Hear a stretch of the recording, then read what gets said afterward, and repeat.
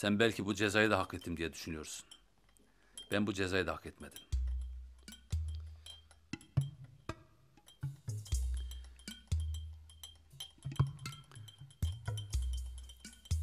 Ne kadar kötüler cezası kalmasın diye düşünsem de...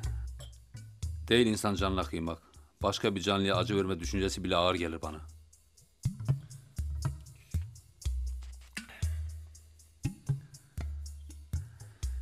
Ne yazık ki ben belada kaçtıkça bela beni buluyor. Düşündüğün gibi hiçbir zaman düşünmedim. Anam cezaevine müdür olacağım diye doğurmadı. Yine de düşüncelerine hak veriyorum. Tam 16 sene, dile kolay. Ne diyeyim, Allah kurtarsın. Müsaadenizle koğuşa gitmek isteyeyim. Müsaade senin.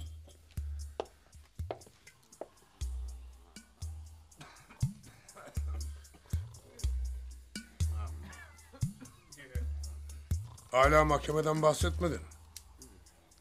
İyi bir şey olsa bahsederdim baba. Çok mu verdiler? Çok. Yak bir sigara. İçmem baba. Ben de içmem o zaman. Baba ilacın. Sağ olasın.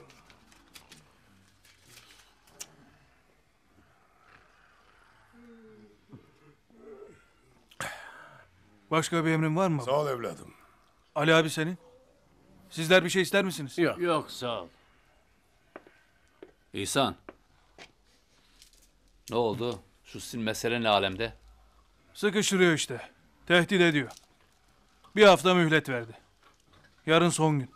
Sakın boyun eğmeyin. Karşı koyun. Keşke yapabilsek. Mahmut güçlüdür. Ezer geçer bizi. Böcek olursanız ezer. İnsan olan hakkını yedirmez. İyi dersin, doğru dersin de çakalları var Ali kardeş. O korkutuyor gözümüzü. Başta Faruk. Yaşamak mücadele ister. Boş boş. Mücadele yürek ister, yürek. Haklısınız. Davadan dönenin kaşığı kırılsın.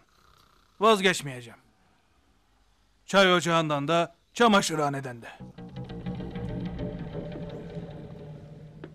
Aha işte böyle ol.